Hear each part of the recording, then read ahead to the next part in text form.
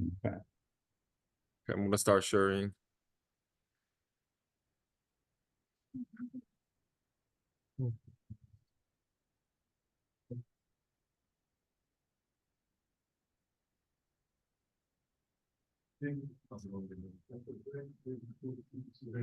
Yeah, quiet. Very interesting that it's kind of very quiet. I'm Georgia team. Oh, I'll have dinner with you, right? Yes, yes. I'll talk to you later. We'll talk later also about your preferences. Like what preferences? What you would like to eat. Yeah, we don't mean all those preferences. We don't mean pronouns and all that stuff. Food preferences. Yeah, usually people actually say name preferences. Yeah. How do you want me to pronounce your name? But that's actually something people ask. But here it's very specific because they got to be dinner plans.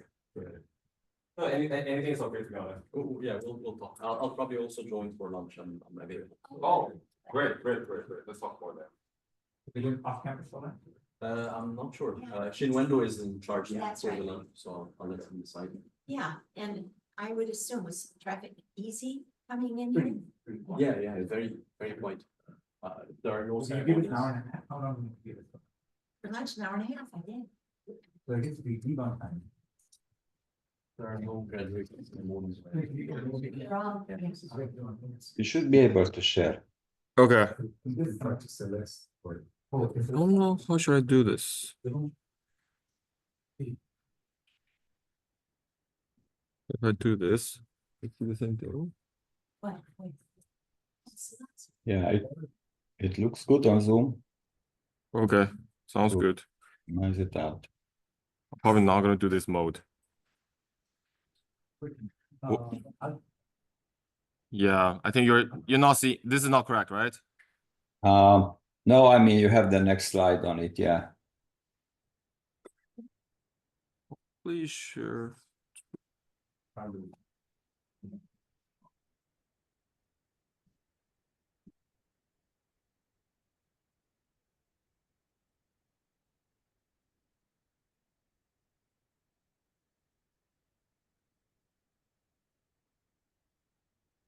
Extend it.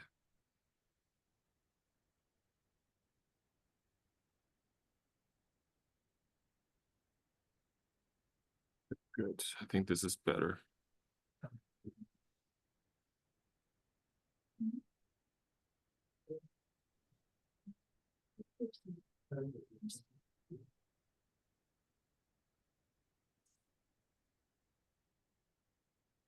That looks good.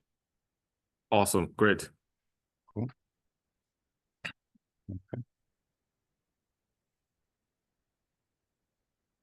I guess should I wait a little bit? Yeah, I think even, let's see, are you going to introduce him or? Well, I can introduce it from here. Yeah, if they can. Everybody knows him, okay. Yeah, go ahead, I think start. Okay, should I go ahead? Yeah. Okay, so welcome to the AI initiative presentation. Our guest today is Xiaomin Lin from the Perception and Robotics Group at Computer Vision Laboratory from University of Maryland College Park. And he is going to talk about AI-driven perception for long-term ocean monitoring towards scientific discovery beneath the surface. So please start your presentation. Sure. Sounds good. Thank you guys so much. Thank you for inviting me here for a talk.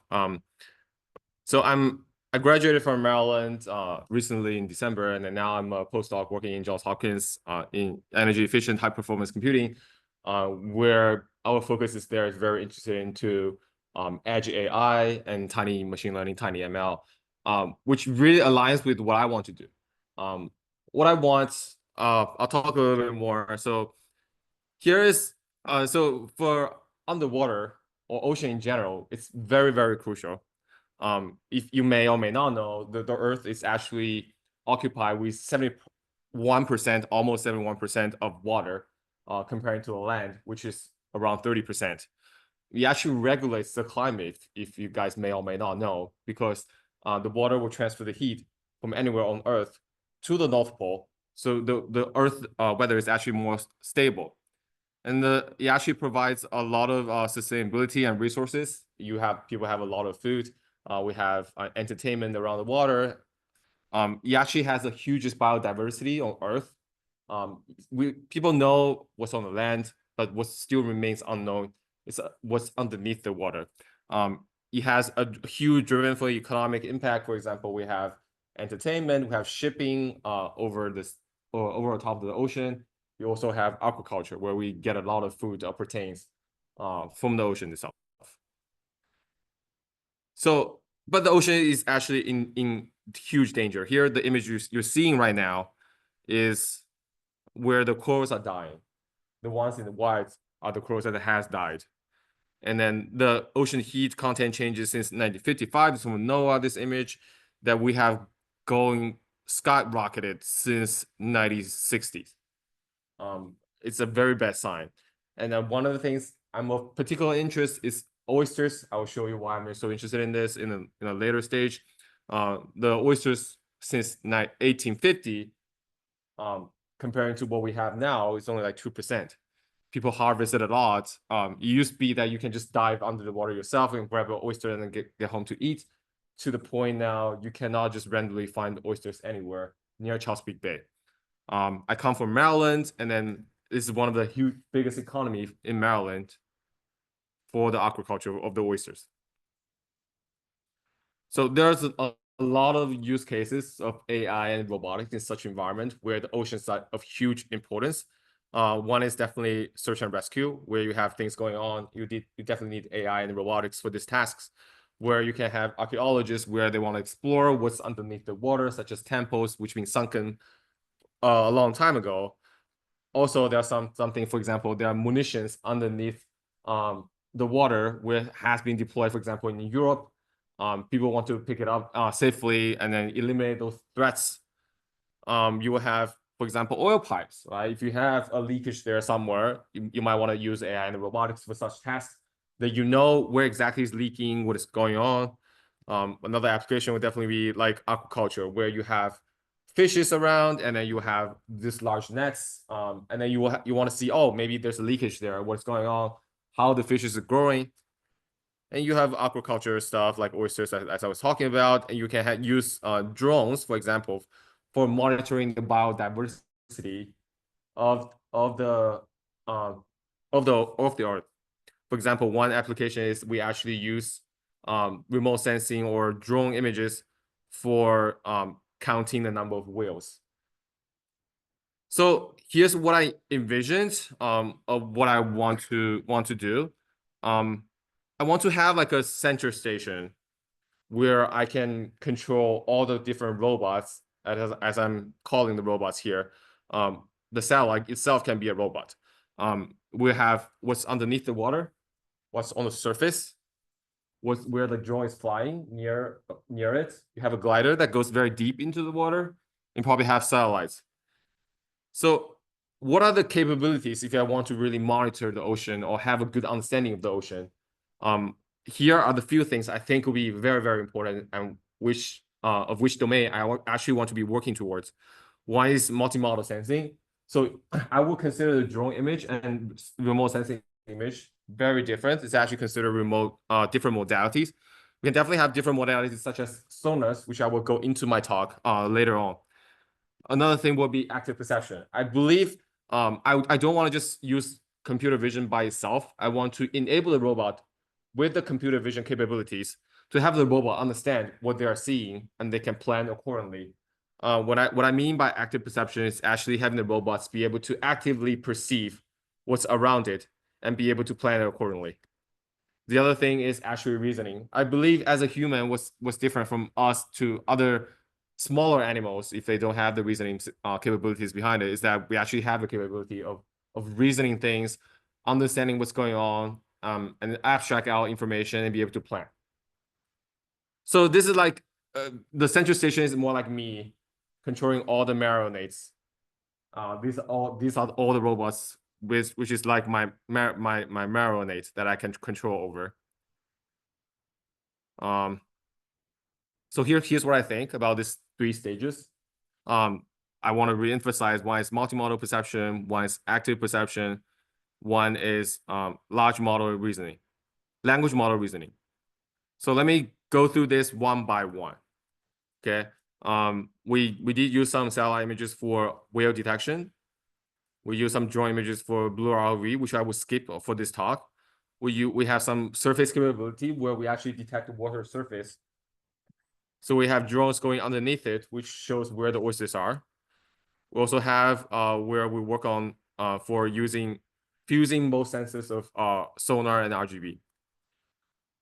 So I will talk about what's above the water, what's in and out of the water, what's underneath the water.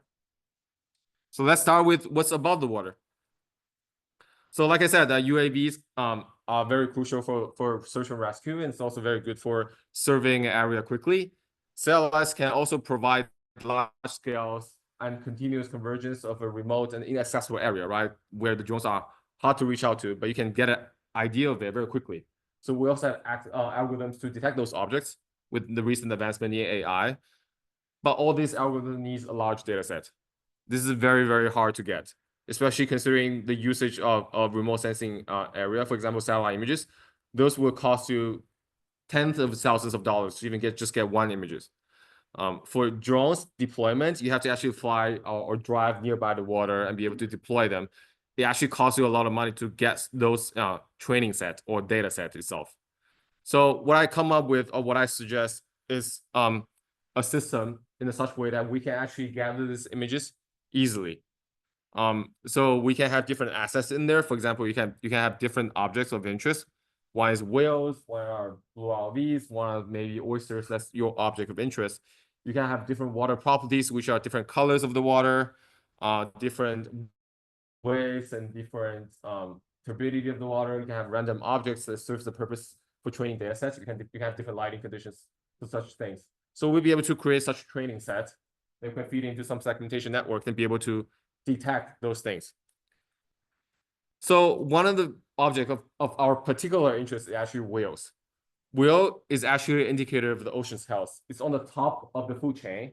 So if the whale population is declining, which means the health of the ocean or health of in general the earth is actually declining, which is actually very bad. So we want to get a grip of how many whales are there. We want to have an accurate detection of the whales, so we'll be able to indicate the health of the ocean.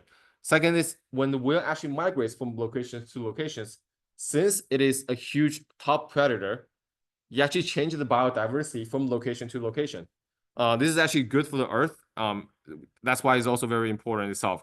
The other thing is, of course, we want to have a good number that we can actually capture and tell the people from the top, oh, what are the conservation policy that we should be able to put in to help the earth.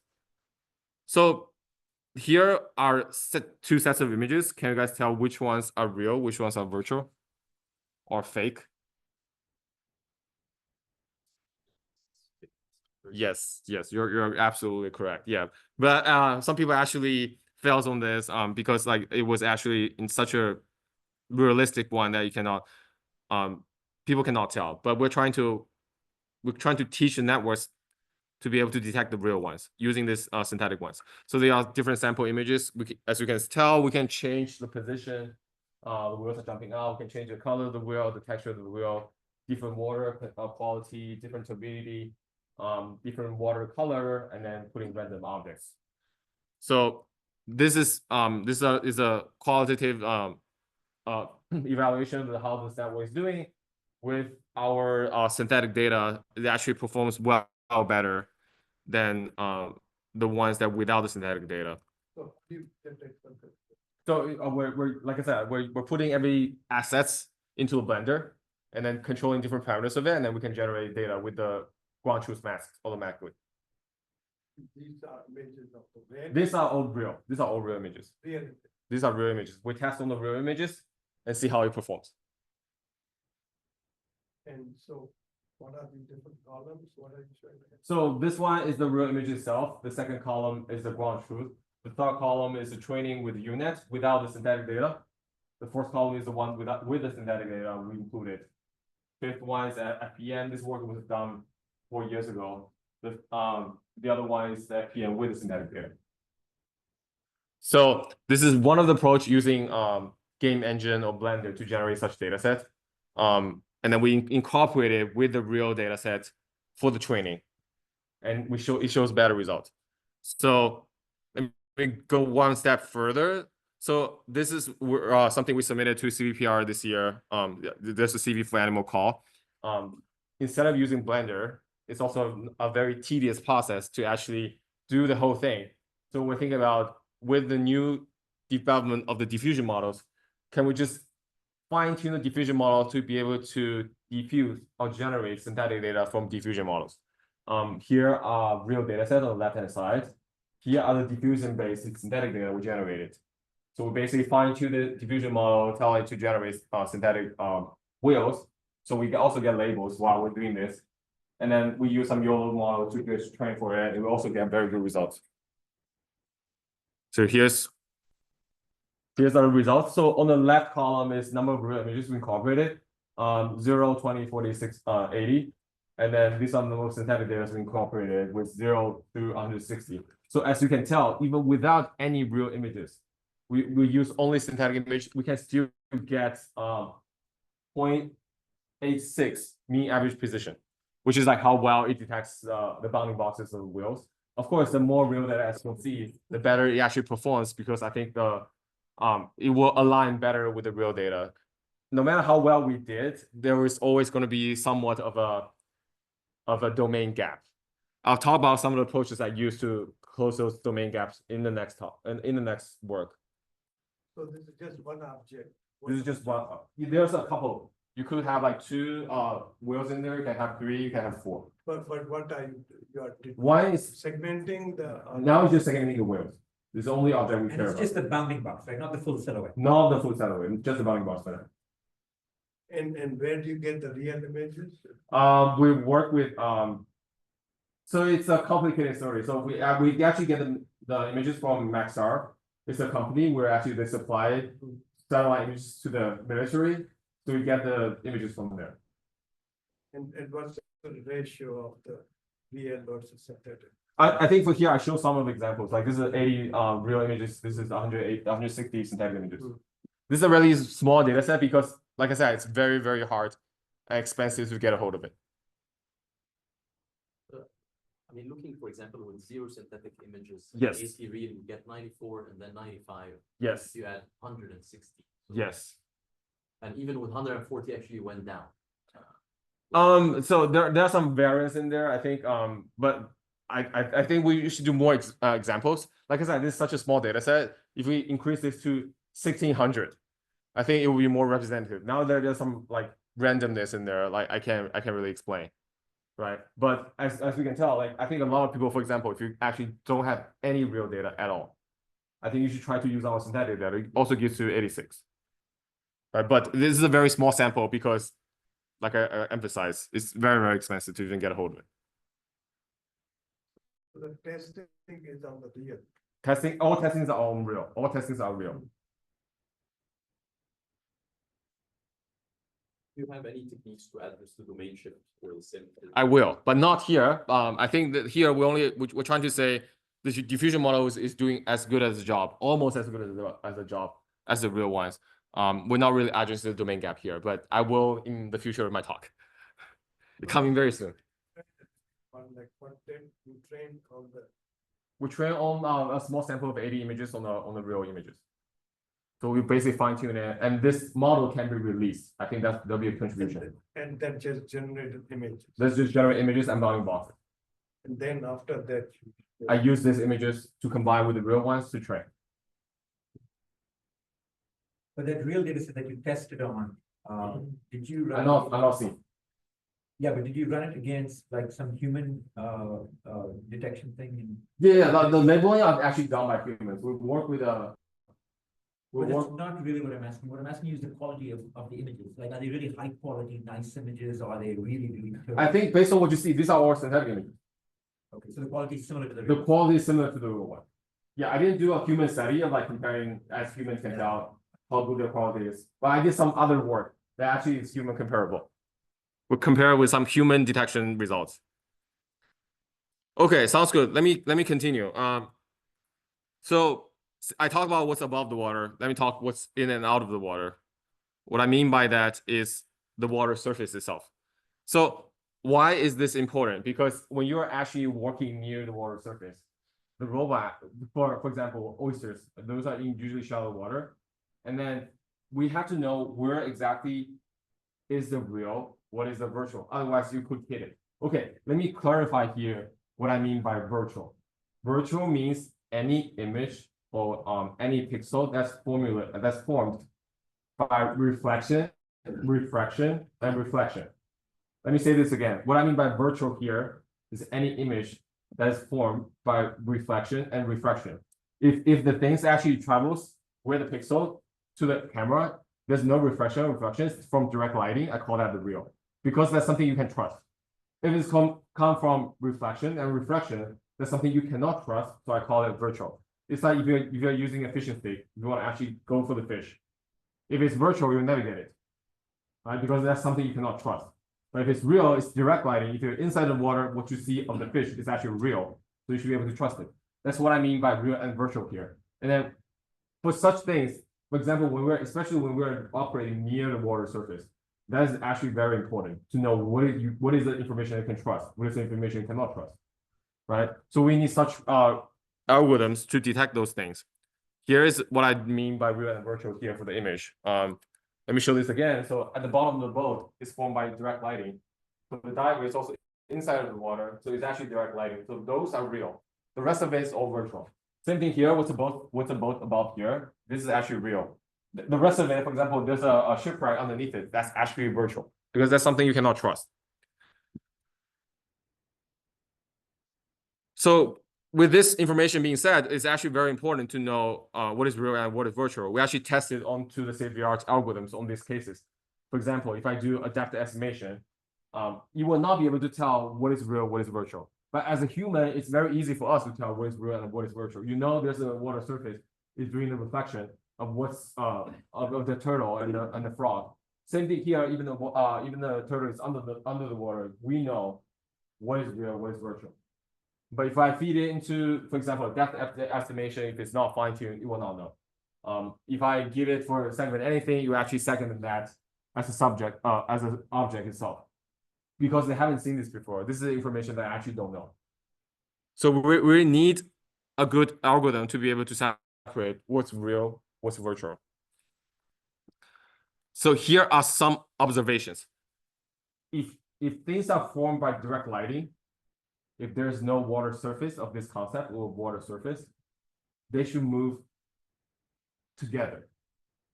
There's a concept in computer vision called optical flow, which you have two images. You match one image to you match the points from one image to another. You can create this flow, optical flow. And then if it's the same object, if the thing becomes the points belong to the same rigid body, the optical flow should move relatively similarly. So here's one finding. So if it is on the boat, we find the optical flow, it should move relatively similarly. And then if it's on the water surface or anything that's formed by virtual, you should be able to find there's some randomness incorporated into it. Like I said, it's a rigid body, of course. Rigid body, right? And then here's one of the observations I have. Based on this, want to develop a loss function based on this. Here's one of the things. So basically, we calculate the entropy from both magnitudes and the angles of the optical flow. And then we get a map of this. This is the entropy map. And then if we slightly align this two, you see that it basically kind of gives a very good clue of what is virtual, what is real. So we also introduced another thing called epipolar geometric constraint. If it's the same object in the 3D world and you move the camera slightly, you should be able to find that this equation should be satisfied from these two camera poses. And then we can introduce that as a weak loss that we put into the network when it's trying to fine-tune the network itself. So another visual representation of this is that if the points are not going to be virtual, it should always map to the same point, which means like it will satisfy this equation. But if there's a water surface or something that has changed, if you have the points connected, you actually not map to the same location. So here is the network we designed. We basically feed in the motion entropy map as we talked about. We also have these weak losses as the equipolar geometric constraint, as I was talking about, so that our network should be able to learn most efficiently comparing to other ones. So the question becomes, how do you get those data? As a PhD student, you don't want to sit there and label the images yourself 24/7. It's such a boring job. So what I come up with is a different simulator myself to actually label this and generate data for me. So we do the same pipeline as a Blender. We put in different water, the water itself, we can put in different object and we can collect data. We have the highest quality of all, and then this is a Blender that we use. We have the water surface and the ground truth masks, which nobody really cares about except us. So these are data that we collected. On the odd column, you will have the images. On the even column, you have the segmentation masks, which is automatically generated. I don't even have to sit there to label. So here is a qualitative evaluation of the things that we see. So one interesting thing is actually we're learning the intrinsics of these properties from the synthetic. In the training, we never incorporated any real images. So you never see any real images. You only see the ones that we incorporated in simulation. These are the images that you haven't seen as testing. It works very well. If you compare ours to others, ground truth is this column.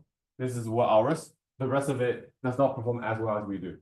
And then bottom ones are the real images. Like I said, it has never seen any real images. We also performs the best. So once again, maybe you said this, who gave the ground truth for the real images? That we have to label it. Or somebody actually sat and did those? Yes, few- the images. Yeah, for the few real images, we have to do it. There's no other way. I get it. So what's the problem you're solving? You are given the one image or I'm given an image. I'm trying to segment what is real, what is virtual. but what other, you talk about optical flow and the motion, Yes. how are you using that? So I'm using optical flow to generate this so-called entropy map of the flow itself. We have both magnitude and angles of the optical flow. I use that as one of the cues to feed into the network to actually be able to segment this.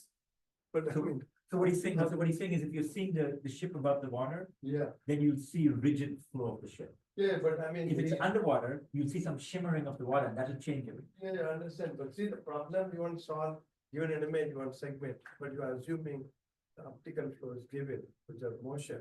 No, but he's gonna Motion get it down. segmentation. You're computing the other. Well, we're computing optical Yeah, flow. he's going to compute the other. No, but are you assuming is a input is a sequence of images or Video. just one image? I would say 2 images. So. So you are, detecting objects which are moving. Yes. No, but they only, yeah. And the camera is moving. Either the- moves, yeah. Yeah, either the camera is moving or the object itself is moving. But what he's saying is that if it's a ship or something, if it's dead and rigid, Yes. it's gonna move uniformly. But if it's underwater, even by a little bit, which by the way, I don't think you should call it virtual, I think you should call Yeah. it shielded or something. Shielded is like shielded by some body of water, right? And that would cause some shimmering, that's. Yeah. Yeah, I think the concept here, yeah, people Yeah, always yeah, ask about this, yeah. about virtual. Yeah, we don't need to argue. Yeah.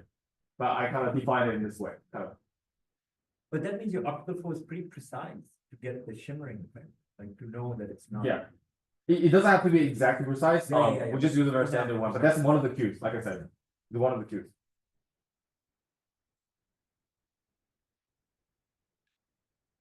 So ours perform very well, and then we actually have the smallest network size. We did very well with the real data comparing with all other ones that does underwater stuff or water surface detection. We did the best in synthetic data as well while we're doing the training. We did the best in F1 score as well. Like I said, let me emphasize it again. We never see any real data when we're doing the training. We're trying to learn things from the intrinsics of the ideas that we propose. Okay, okay, I probably have to go a little bit faster. So I'm done talking about what's above the water and what's in and out of the water. Let me talk about what's inside of the water. One thing that we're of our particular interest is this USDA funded project. It's a $10 million project. We're collaborating with a bunch of institutes. It's for smart, sustainable shellfish aquaculture management. So we have people doing smart agriculture where you actually plan things ahead and then you have robots go be able to create a map or collect it, but there's nothing being done for underwater. We have smart aquaculture. Here's what we planned it. We want to build a map and be able to tell the farmers where exactly you want to collect the oysters and then be able to collect them more efficiently. So we are part of the perception team on this big project. So one of the first things that we have to do is actually be able to detect or tell where the oysters are. This is actually a very, very hard task. Like I said, again, it's hard to even just collect the data itself, as you have to drive into the water and be able to stick to it and get very close to it. How can we model the oysters to create such synthetic data I was talking about? This is first thing I actually tried. So we do real to sim. I'll start from real to sim and then sim to real. What I mean by real to sim, so we actually get oyster shells. How can we tell where the oyster shells are, right? I want to be able to mathematically model this and then put it into a simulator to be able to generate such images. So I get a 3D scan of those shells. I get 20s of it, and then I want to use 2 splines to actually model the perimeter of the shell. And then with such perimeters of the splines, I can get layers of these splines. It's like having an ingrowth and be able to create like a 3D model with this bunch of splines. And with that, I can use some Python packages to create a 3D model. And within added the real texture of the oysters. These are the 3D models that I called real to sim, the simulated oyster models. I hence put this into the simulator and start generating some images. Can you tell which ones are real, which ones are not? I'll let you do it again. It's easy, actually. Maybe this is real. Yes, you're right. Yes. Okay. It's actually kind of easier to tell, but so we actually collected some real images. We still have to validate our results, and then we do it in. This is in Maryland. This is in Delaware. Actually, collaborate with people in Delaware. So here are some detection results. So once we get the simulated images generated, we actually feed in this simulated images into a network and do the training with synthetic and without synthetic. We have a very small portion of the real images dedicated as our training data. So here's the ground truth where the oysters are. So we actually work with Charles Big Bay Foundation. This employees, the only job for them is to work with the oysters. So I actually work with them to label this data set. And these are the detection results without the synthetic data. You see there's a lot of false positive and false negative, which is very, very hard to tell. Since our synthetic data give it more of a understanding of how the shape of an oyster looks like, you'll reduce significantly with the false positive and false negatives. So in this one, you're doing the semantic segmentation, pixel by segmentation. Yes, correct. Right? Oysters. Correct. These are underwater, you take image. Yes. What's the image? Just simple RGB? It's RGB. This is an RGB. Okay, so why do you need you said you modeled in 3D or something? Yeah, so because like I said, the collecting the data set itself is hard. Labeling 100 images could cost you just a day for one labeler, which is professionally trained on working with the oysters. That's why we need synthetic images to actually complement the small amount of the data set. But to do with your boundary, you did those 2 splines. And that So why Yes, would you yes. use the synthetic, I mean, you say you use a 3D scanner to scan what? Yeah, to scan, because I want to model it in order to create such a data set. This is before diffusion model gets popular. We're actually putting those 3D models into a Blender. Blender is like a game engine to generate such images with the ground truth masks. So what 3D sensor you use? You say you use Blender. 3D sensor.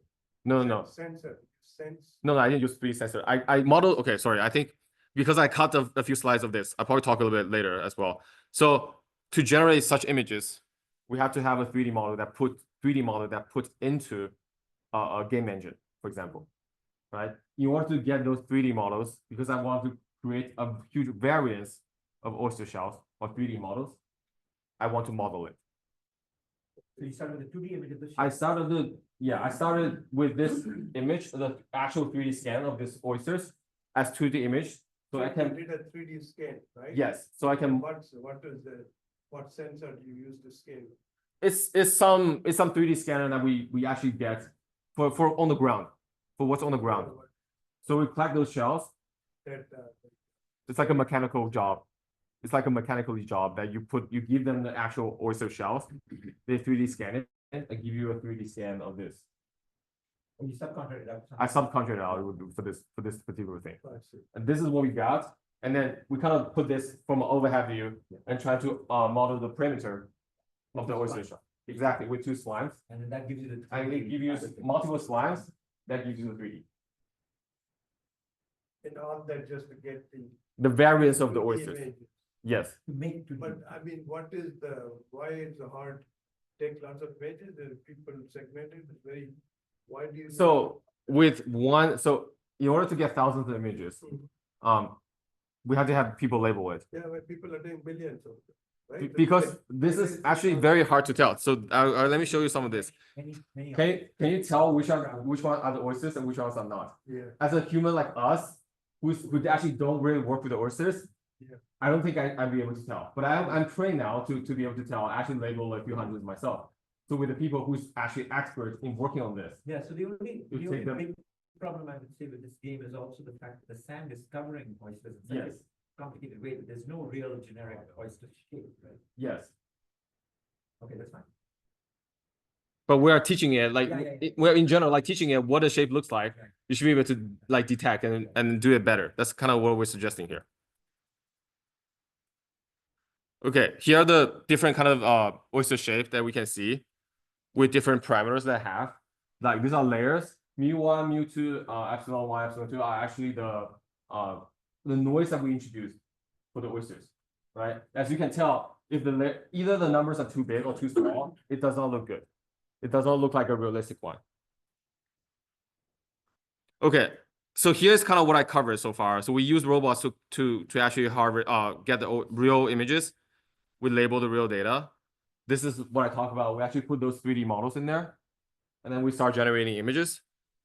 This is the kind of images we generated, right? But as you can tell, it doesn't really look realistic, right? These are the labels that you get from this generation. I think this kind of covers some of the questions. But how can we do this better, right? There's always a domain gap. So how can you close the domain gap? One of the things I propose, this is actually going to be presented in ICRA this year. We're trying to use diffusion models to actually diffuse images so that it looks realistic. And then we combine the synthetic data and the real data to train our models to be able to segment or detect the oysters. And then even the better part is the model is small enough that we can put it onto the edge device. This is our Alpha robot, where they have computing on top of it, inside of it, that we can deploy the robot there and have the robot run and be able to detect where the oysters are on board. So those upper right ones are the ones that were generated by your fusion of the model? Yes.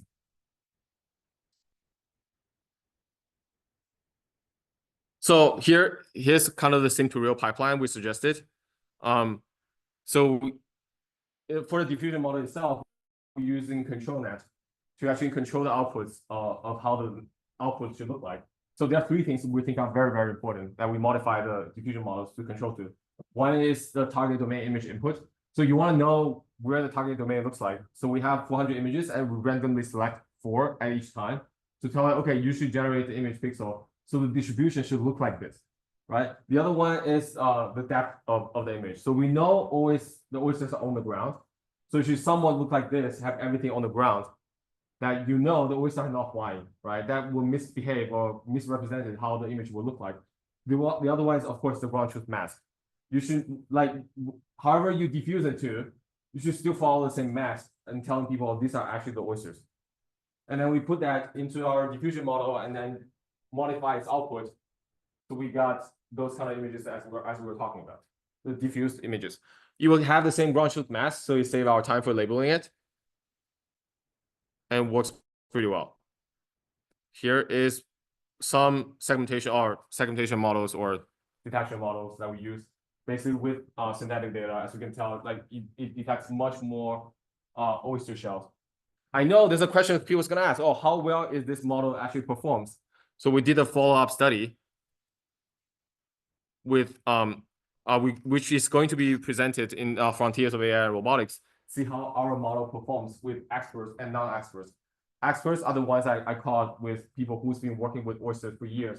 Non-experts will be like normal people like us, so we haven't really had much experience with working with the oysters, and then we're just trying to label it and detect and or count the oysters.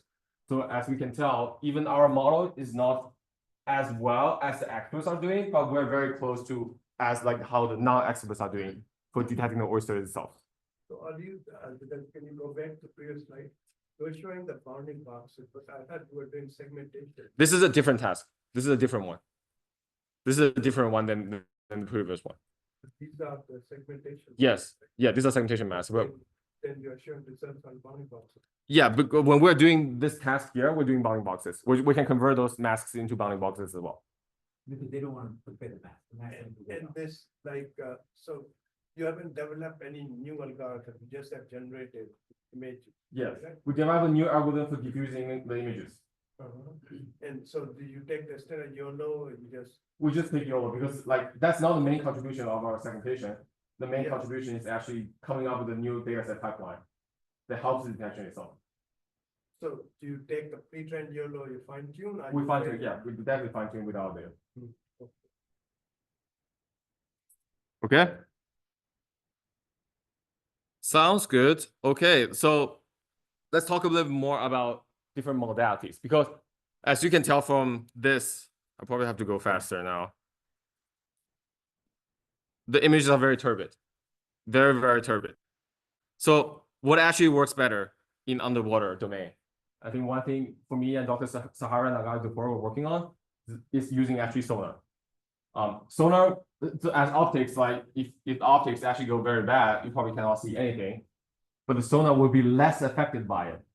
I wouldn't say it's not going to be affected by the turbidity of the water at all, but it's really less affected by it.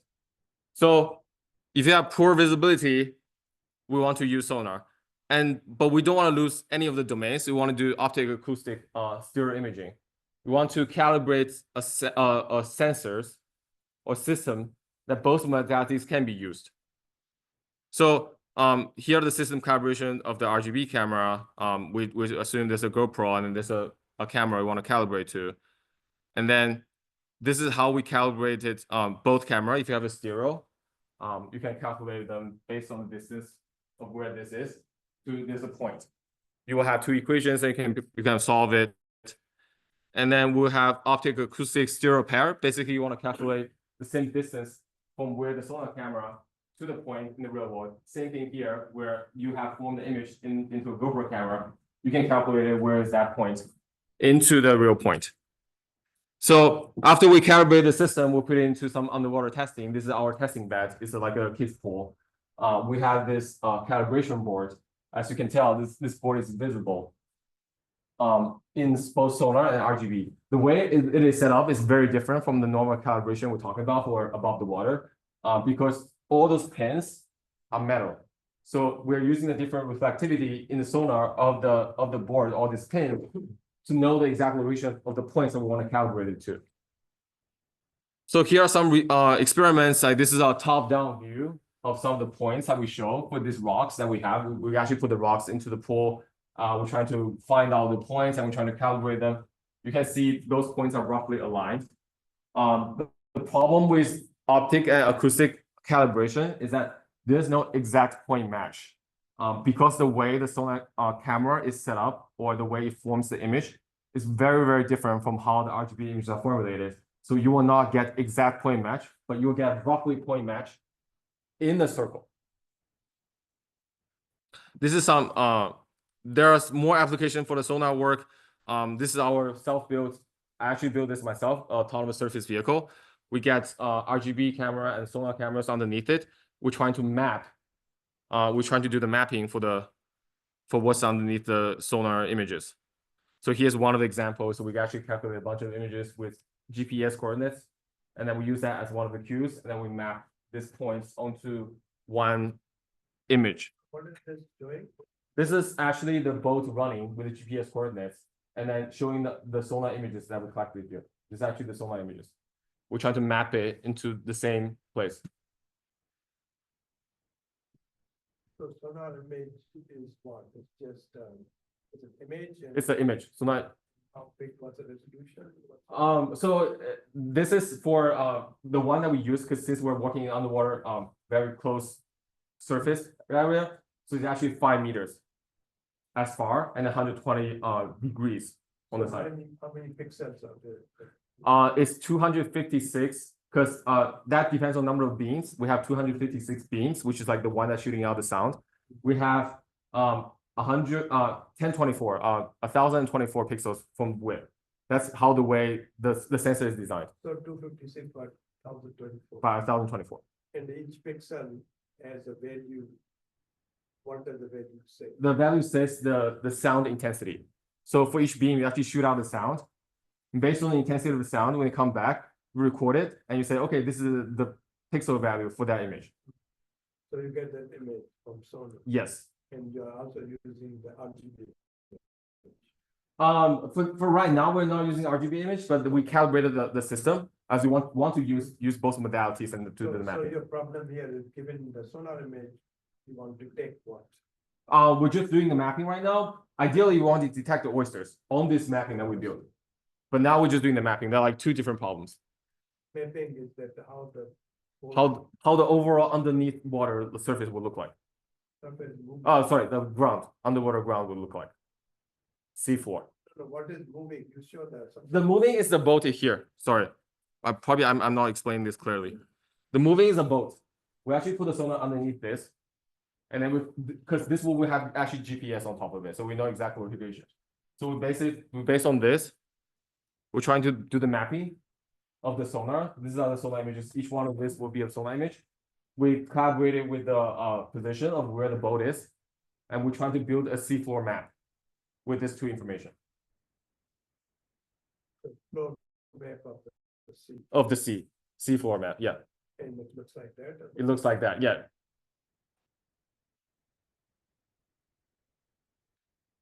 So I'll show you a little bit more. So if it's better calibrated with the if you just white and black, it's hard to see. So we give it a little color of blue.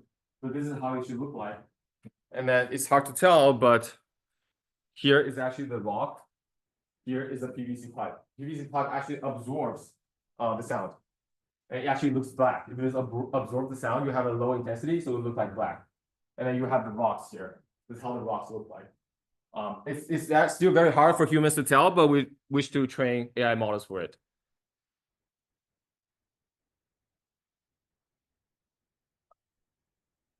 I can probably go over one more work. I'll probably do the information-driven navigation. So for underwater, as how humans are navigating it, we don't rely on GPS. When I go underneath the water and when I navigate myself, I use my intuition myself to actually go over things. I want to see as much object of interest as possible. That's how humans are doing the diving. I want to do the same thing for the robots. How can we have the robots being enabled with the same intuition that I have to go through the most area of interest within limited amount of time? As humans, when we dive, we're limited by the amount of air that we have. As the robots, we are limited by a lot of factors: the operation time, the battery itself, the storage, and a lot of factors. So with this, I want to propose a system that be able to go through the area of interest ourselves most efficiently. So the way we did it, we started with the image, and we proposed something that go through the depth network and then segmentation network. So we get the segments of what you're interested in. In this case here, we say the oysters are the bunch of shells that we place in. We say those are the area of interest. You should be able to segment it out. And then we'll have underwater depth estimation networks that be able to estimate how close that we are to different things. And then we come up with a new segmentation image. We call it SegDepth. I call this an intermediate representation because we abstract out all other information that's not necessary. For example, RGB. You still keep what is there is the depth information and what is the area of your interest. And we use that to actually ask a few divers, me included, to label the actions of where you should go based on what you see. And we do behavior cloning to clone a policy where the robots can follow to go to the most area of interest. That is in a new environment. That's in any environment. I'll talk to you about this in 1 second. So these are general. Depth estimation is general. Segmentation mask, the segmentation network is more specific to what you're interested in, and you create this intermediate representation as I suggested, based on what you have. This is the algorithm for creating the intermediate representation. Basically, you only care about what if you have things that inside of it, you keep the depth of the information in that 3-channel information. If it's something that you're not interested in, you keep it as 1-channel information at best. That's a brief overview of the intermediate representation I'm talking about. And then here is one example of showing how the robot is behaving after we train such policies at the robot to do. There's like an E shape here. This is like an E shape here, which is all the information that you got. And the ones here are the big rocks that you want to avoid. And then as you can tell, the robot sort of covers the area most efficiently. I'll play something else because I think time is limited right now. So what's interesting is that because I did it on this intermediate representation, it's not something very specific. If you literally spot this, the rocks were the obstacle you want to avoid. Now I say, okay, rocks is actually something you're interested in. So we replace the segmentation network when you are creating this intermediate representation. We keep the behavior cloning, the behavior that we created. The exact same behavior will do the same thing for the rocks. There's a C shape of the rocks. It sort of covers all the rocks. You only go through the area of your interest. And question. Yes. You being efficient with respect to. With like I said, with limited amount of time that you want to cover the most area of interest. Just time. Or distance traveled. I'll have some figures I can show later to what I mean by that. And is there any aspect of the physical navigation of the robots like that's affecting directly the vision performance, or are you connecting those? That's actually a very great question. I think at the moment now, we're actually not coupling with the controls.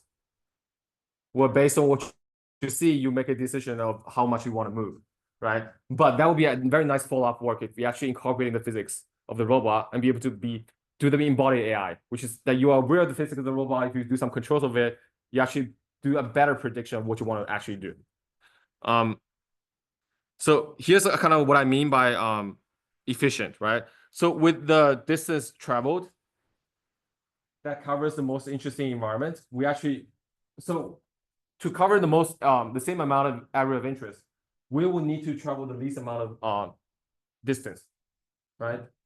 So for the same time that we traveled, distance traveled over the area of interest. We also did very, very well. So for fraction of the path covering the area of interest, we have the highest performance among all the algorithms that we're comparing to. Are these transfer methods that you're looking at, the BCP, the Brownian? Yes, those are like the ones that we are comparing to because there's no such policies already existed. And then again, everything's done in synthetic. I haven't talked about anything real, but can we kind of test in real and show that it actually works? Because the thing I trained on is intermediate representation. It doesn't matter if it's real or synthetic. Once you created this intermediate representation, you should be able to do this, right? So what we have here is a bunch of real oyster shells placed into a big tank. We have these 2 buckets as obstacles we want to avoid. We have the robot starting over there. So as you can tell from all other algorithms, or if it's just random walk, you actually don't know exactly what you're doing. You just randomly go out of it. So here is our algorithm. Here's the intermediate representation you're seeing. Here's the actual image feed that goes to the robot. Tell the robot exactly what to do. It actually covers the E shape very efficiently. I actually want to mention one thing. So in the bottom of the tank, there's actually a huge water flow that pushes the robot goes out. So I didn't incorporate that, but the robot is actually doing well here, but it's not always over the oysters because of the push of the water flow. I'll quickly go over one more thing. it's actually very related to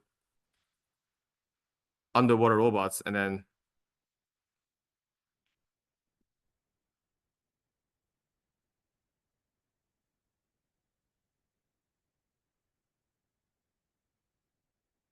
so the last part I want to talk about is reasoning. I want to cover all three aspects in general. Especially reasoning systems are so important right now. I think everybody's talking about large language models, but this is impossible to deploy a large language model onto any underwater vehicles. Even the Alvin, which is like the largest robot that goes underneath the water, divided by Hui. So I'm more interested into language models that can be developed onto edge devices that can be really helping the robot making a reasoning decision. So we have experiments, or people have done it before, using large language models to do the planning, to be able to understand the task, a long horizontal task, and divide it into sub-pieces. But can we have small language model do it? Can we actually deploy this onto a robot that it can be helpful? So we want to save some power. Like I said, like the monthly utilization of the ChatGPT-2 is actually like 260 transition flights. But there's no possibility that we can do this for the underwater robot or on any edge devices, right? That's why we want to develop those generative AI onto the edge platforms. So what we want to do here, what we propose is a system that's small enough to be able to deploy onto a robot tank. That's actually, we have a Jetson Nano on top of it. We basically pruned a tiny llama and fine-tuned it with our self-created synthetic data that the robot will be able to understand our command and be able to break it down into steps that the robot can execute. We have these motion parameters, which is like the things that the functions that you can call. And then we actually created a bunch of synthetic data ourselves to let the models here, it's a tiny llama, that you will be able to understand our commands and break it down into those sub-steps and to perform. And then we introduce a knowledge base where you actually remember what you see at the locations that can be added into the prompt when the robot is actually doing the planning of the steps. Right. The interesting part is that we actually fine-tune and prune the tiny llama into 742 million bytes, which is small enough that we can deploy it onto a Jetson Nano on board. And then we do the testing of this kind of planning task. We have this input prompt. We compare it. Our result is a fine-tuned and pruned llama. And then we compare our result with the coherent, which is like an online large version of the LLM, large language model. We actually perform as well. So we give a score by evaluating how this will break down into the sequence of tasks. We have 500 testing set of such data that we have, and then we use standard prompts of large language model to evaluate how well the system is performing. If it's not fine-tuned, it's just a tiny llama, you actually you have no idea what to do. You'll be 0 out of 30, like you will fail all the test cases. But if it's fine-tuned and pruned model, we can actually deploy on the robot and perform as well. So here's just showing some numbers, how much power we actually consume. For the YOLO model itself, they actually consume about, I think, 3 watts. Here is like 6 watts, and then 2 of it will be the base consumption of the system itself. And then this is system startup, and you have model YOLO model inference, and then the LLM, the tiny llama that we have, will basically give you around 3 to 4 watts of consumption. We're trying to apply the same idea that we have into underwater navigation as well. This is more like an ongoing work. So, okay, here's kind of what I want to do in the long-term environment, long-term environmental monitoring. So what I have done so far is multimodal sensing. We talk about different modalities, different images. Second is active perception. We want to do things actively on the robot. Third is a language model reasoning part I just briefly covered. And then what I want to do for the next 5 years is I want to have modular foundational models for different modalities. I don't like the idea that one model will solve all the problems. but I do believe with a mixture of expert models for different modalities, it will work better. That's one thing I want to work on. The other thing will be the embodied AI, where you mentioned about if you know the physics of it, it actually gives the robots a better performance of how to do things. The other thing I can probably do is cross-modality learning. I have different modalities. How can we learn this better with the reasoning systems? And then the long-term goal, what I want is actually have the robot. Like I said, I will be the man controlling all the marionettes, where all the marionettes will be my robot itself, that I have like a string attached to it, and it does what I want it to be. That's what I want as for my long-term goal. Or skip this. So what I have teach a bunch of courses. One is computer vision courses. I'm being a teaching assistant for that. I'll also be in the capstone for TA for the capstone of the autonomous control of interacting robots. This is me on the left-hand side. So I think I can probably teach a few courses, for example, computer vision, intro to machine learning. There are new courses I can definitely introduce, for example, perception and learning for marine robotics. I think that would be a course that I'm willing to develop and teach myself. So I actually get a very so I was talking to Elvin, like I actually talked to Elvin's developer, Dana Yogier. He's a research scientist in Hui, talking about what's the future of marine robotics or under robotics in general. So he's been very humble. He's one of the developers of this huge robot, which goes 6,000 meters down deep, waterproof, and then be able to control it. I got very fortunate to talk to him. He actually very inspires me a lot. So he says, I have taken the low-hanging fruit now. The future of the underwater robots rely on the innovators of the younger generations. So I think I'm ready for the new challenge ahead. All right, thank you guys.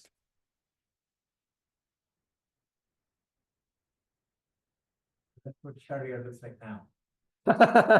This is an image with him. I knew him from 32 years ago, and he reminded me 1 or 2 years later. Great, great. Interesting. That lady in the middle.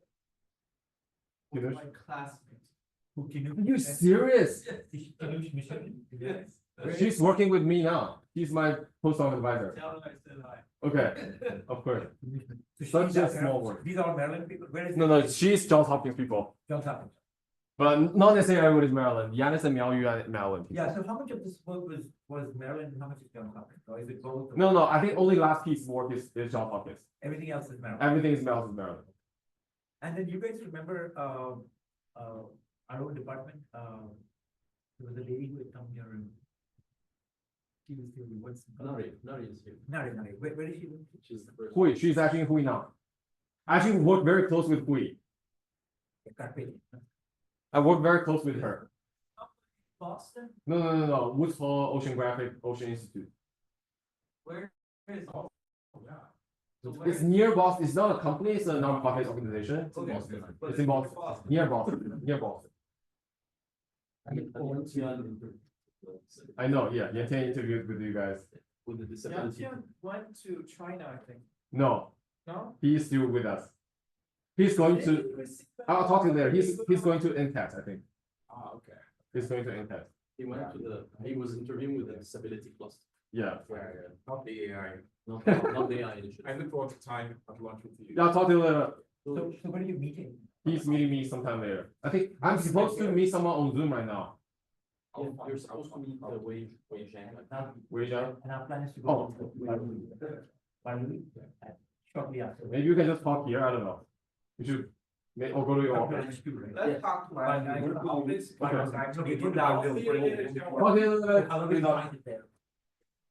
Take your time. Yeah. Okay. Thank you so much. Thank you. How to go from there. So some people are saying take car, some people are saying walk.